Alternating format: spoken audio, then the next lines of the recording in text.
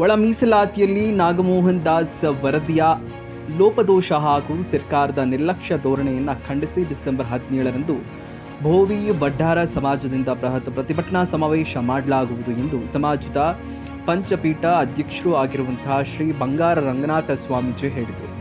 ಸೋಮವಾರ ಬೆಳಗಾವಿಯಲ್ಲಿ ಸುದ್ದಿಗೋಷ್ಠಿಯಲ್ಲಿ ಮಾತನಾಡಿದ ಅವರು, ರಾಜ್ಯ ಸರ್ಕಾರದ 117 ಜಾತಿಗಳಿಗೆ ಒಳ ಮೀಸಲಾತಿ ಕೊಡುವುದಲ್ಲಿ ಭೋವಿ ವಡ್ಡ ಸಮಾಜಕ್ಕೆ ಅನ್ಯಾಯ ಮಾಡಿದೆ. ನಮಗೆ 3% ಮೀಸಲಾತಿ ಕೊಡಬೇಕೆಂದು ಬೇಡಿಕೆ ಇದ್ದರೂ ನಮ್ಮ ಸಮಾಜಕ್ಕೆ ಮನ್ನಣೆ ನೀಡಿಲ್ಲ ಎಂದು ಅಸಮಾಧಾನ ವ್ಯಕ್ತಪಡಿಸಿದರು. ಭೋವಿ ವಡ್ಡರ ಸಮಾಜ ಅತ್ಯಂತ ಹಿಂದುಳಿದ ಸಮಾಜ. ಸರ್ಕಾರ ಒಳ ಮೀಸಲಾತಿಯಲ್ಲಿ 3% ಹೆಚ್ಚಳ ಮಾಡಬೇಕು. ಡಿಸೆಂಬರ್ 17ರಂದು ಬೆಳಗಾವಿಯಲ್ಲಿ ಸುವರ್ಣಸೌಧದ ಬಳಿ ಇರುವಂತಹ ಪ್ರತಿಭಟನಾ ವೇದಿಕೆಯಲ್ಲಿ ಬೃಹತ್ ಪ್ರತಿಭಟನಾ ಸಮಾವೇಶ ಮಾಡಲಾಗುತ್ತದೆ ಎಂದರು. ಎಲ್ಲರೂ ತಮ್ಗೆ ಗೊತ್ತಿರ್ತಕ್ಕಂಥದ್ದು ಇವತ್ತು ಬೆಂಗಳೂರಲ್ಲಿ ಸಹ ನಾವು ಎಲ್ಲ ಪತ್ರಿಕಾಗೋಷ್ಠಿ ಮುಖಾಂತರ ತಮ್ಮಲ್ಲಿ ವಿನಂತಿ ಮಾಡ್ಕೊಂಡೇವಿ. ಇವತ್ತು ಬೆಳಗಾವಿ ಜಿಲ್ಲೆಯ ಒಂದು ವಿಧಾನಸೌಧ ಅಧಿವೇಶನದಲ್ಲಿ ಸಹ ತಮ್ಗೆ ಒತ್ತಾಯ ಮಾಡುತ್ತೇವೆ.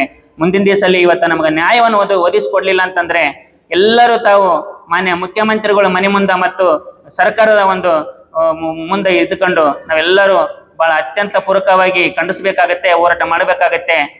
ದಯಮಾಡಿ ನಮ್ಗೆ ವಿನಂತಿ ಮಾಡಿಕೊಳ್ಳುತ್ತೇವೆ.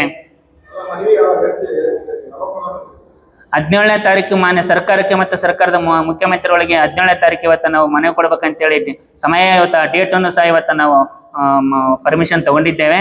ಆ 17ನೇ ತಾರೀಕು ಮೂಲೆಯಿಂದ ಬರ್ತಕ್ಕಂಥ ಸುಮಾರು ಕರ್ನಾಟಕ ರಾಜ್ಯದಿಂದ ಎಲ್ಲ ಜಿಲ್ಲೆ ತಾಲೂಕುಗಳಿಂದ ಬರ್ತಕ್ಕಂಥ ಸುಮಾರು 2,000ರಿಂದ 5,000 ಜನಸಂಖ್ಯೆ ಸೇರ್ಬೋದು.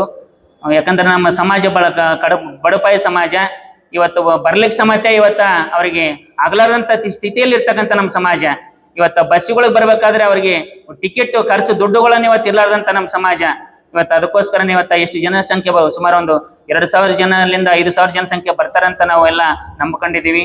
ಯಾಕಂದ್ರೆ ಬಡಪಾಯಿ ಸಮಾಜ ಇರೋದ್ರಿಂದ ದೂರದಿಂದ ಬರ್ತಕ್ಕಂಥ ಕಾರ್ಯ ಆಗುತ್ತದೆ. ಮತ್ತು ಲೋಕಲ್ ಎಲ್ಲ ಜಿಲ್ಲೆಗಳು ಹತ್ತಿರ ಆಗಿರ್ತಕ್ಕಂಥ ಜಿಲ್ಲೆಗಳು ಹೆಚ್ಚಿನ ಜನಸಂಖ್ಯೆ ಬರ್ತಾರೆ. ಸುಮಾರು 5,000 ಜನಸಂಖ್ಯೆಯನ್ನು ಸೇರ್ತಕ್ಕಂಥ ನಮ್ಮ ಜನಾಂಗ ಆಗುತ್ತದೆ. ಅದಕ್ಕೆ ತಮ್ಮ ಸರ್ಕಾರಕ್ಕೆ ನಾವು ಮನವಿ ಮಾಡ್ತಕ್ಕಂಥ ಇನ್ನು ಒಂದೇ 3% ಪ್ರತ್ಯೇಕ ನಮ್ಗೆ ಕೊಡಬೇಕು. ಈ ಮೀಸಲಾತಿಯಲ್ಲಿ ನಮಗೆ ಅನ್ಯಾಯ ಆಗಿರ್ತಕ್ಕಂಥ ಮೀಸಲಾತಿಯಲ್ಲಿ ನ್ಯಾಯ ಒದಗಿಸಿಕೊಡ್ಬೇಕಂತೇಳಿ ಮಾನ್ಯ ಸರ್ಕಾರಕ್ಕೂ ಮತ್ತು ಮಾಧ್ಯಮ ಮುಖಾಂತರ ನಾವು ಅವರಿಗೆ ಸುದ್ದಿಯನ್ನು ತಲುಪಿಸ್ತೇವೆ. ಸರ್ಕಾರ ಅಧಿಕಾರಿಗಳು ಕರೆಕ್ಟಾಗಿ ಮನೆ ಹತ್ರ ಹೋಗಿ ಮಾಡಿದ್ರೆ ನಮ್ಗೆ ಸಮಸ್ಯೆ ಇರ್ತಾ ಇರ್ಲಿಲ್ಲ. ಈಗ ಎಲ್ಲ ಕೂತ್ಕೊಂಡು ಡಾಟಾ ತಗೊಂಡು ಈಗ ಸಚಿವರಿಗೆ ಬಾಯಿ ಕಟ್ಟಾಕಿದ್ದಾರೆ ಅಂತ ಕಾಣಿಸ್ತೈತೆ. ಯಾಕಂದ್ರೆ ನಮ್ಮ ಸಮುದಾಯನ ಬಳಸ್ಕೊಳ್ತಾ ಇದಾರೆ. ನಮ್ಮ ಸಮುದಾಯದ ಹೆಸರು ಹೇಳ್ಕೊಂಡು ಇವತ್ತು ಮಿನಿಸ್ಟರ್ಗಳಾಗ್ತಾ ಇದಾರೆ, MLA ಗಳಾಗ್ತಾ ಇದಾರೆ. ಅದು ಸಮುದಾಯಕ್ಕೆ ಅನ್ಯಾಯ ಆಗೈತೆ ಅಂತ ಕೇಳೋ ಮಟ್ಟಕ್ಕೆ ಅವ್ರಿಲ್ಲ. ಯಾಕಿಲ್ಲ ಅಂತ ನಮ್ಗೆ ಅನುಮಾನ ಬರ್ತಾ ಇದೆ. ಅವ್ರ ಮೇಲೆ ತುಂಬಾ ಅನುಮಾನಗಳು ಸ್ಟಾರ್ಟ್ ಆಗಿದೆ. ನಮ್ಗೆ ಯಾಕೆ ಧ್ವನಿ ಎತ್ತಾ ಇಲ್ಲ? ಅದೇ ಸರ್ಕಾರದಲ್ಲಿ ಇದ್ಕೊಂಡು ಹಿಂದೆ BJP ಸರ್ಕಾರದಲ್ಲಿ ಇದ್ದವ್ರು ಕೂಡ ಧ್ವನಿ ಎತ್ತಿಲ್ಲ. ಈಗ ಕಾಂಗ್ರೆಸ್ ಅಲ್ಲಿರೋರು ಕೂಡ ಧ್ವನಿ ಎತ್ತಾ ಇಲ್ಲ. ಯಾಕಂತ ಗೊತ್ತಾಗ್ತಾ ಇಲ್ಲ. ಅವ್ರ ಸೀಟ್ಗೆ ಏನು ಕುತ್ತು ಬರ್ತಾ ಇದ್ದೋ ಏನಂತ ಗೊತ್ತಿಲ್ಲ. ಹಾಗಾಗಿ ನಮ್ಮ ಸಮುದಾಯನ ಉಳಿಸ್ಬೇಕಾಗಿದ್ರೆ ಅವ್ರೆಲ್ಲೋ ಸೀಟ್ ಗಿಟ್ಸ್ಕೊಂಡಿದ್ದಾರೆ. ಅದಕ್ಕೋಸ್ಕರ ಅವರು ಹೋರಾಟ ಮಾಡ್ತಾ ಇಲ್ಲ. ನಮ್ಗೆ ಅನ್ಯಾಯ ಆಗ್ತಾ ಇದೆ. ಅದನ್ನೇ ಸಮಯ ನಾವು ಹೇಳ್ತಾ ಇರೋದು, ನಮ್ಮ ಸಮುದಾಯದ MLA ಗಳು ಮಿನಿಸ್ಟರ್ ಮಾತಾಡ್ತಾ ಇಲ್ಲ. ಯಾಕಂತ ನಾವು ಕೇಳ್ತಾ ಇದೀವಿ. ಅದಕ್ಕೆ ನಮ್ಗೆ ತಲೆನೋವಾಗಿದೆ. ನಮ್ಮ ಸ್ವಾಮೀಜಿನೂ ಎಲ್ಲಾ ಕಾರ್ಯಕ್ರಮದಲ್ಲಿ ಭಾಗವಹಿಸ್ತಾ ಇದ್ರು.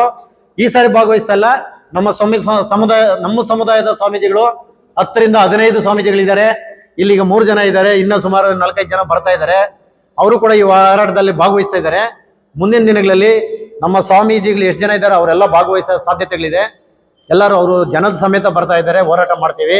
ಮುಂದಿನ ದಿನಗಳಲ್ಲಿ ಏನೇ ಆಗ್ಲಿ, MLA ಗಳಾಗ್ಲಿ ಮಿನಿಸ್ಟರ್ಗಳಾಗ್ಲಿ ಧ್ವನಿ ಎತ್ತಿಲ್ಲ ಅಂದ್ರೆ ಮುಂದಿನ ದಿನಗಳಲ್ಲಿ ನಾವು 20 ಸಂಘಟನೆಗಳು ಸೇರಿ ಒಂದು ಒಕ್ಕೂಟ ಮಾಡಿದೀವಿ.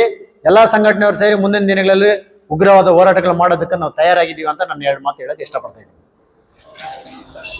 ಇನ್ನು ರಾಜ್ಯದ ಮೂಲೆಯಿಂದ ಸಾವಿರಾರು ಸಂಖ್ಯೆಯಲ್ಲಿ ನಮ್ಮ ಸಮಾಜದವರು ಆಗಮಿಸಲಿದ್ದಾರೆ ಎಂದರು. ವಿಠ್ಠಲ ವಡ್ಡಾರ, ಮಹಾವೀರ ವಡ್ಡಾರ, ಸತೀಶ್ ಮಾತಿ ವಡ್ಡರ್, ಶ್ರೀಶೈಲ ಗಾಡಿ ವಡ್ಡರ್ ಸೇರಿದಂತೆ ಇನ್ನಿತರರು ಉಪಸ್ಥಿತರಿದ್ದರು.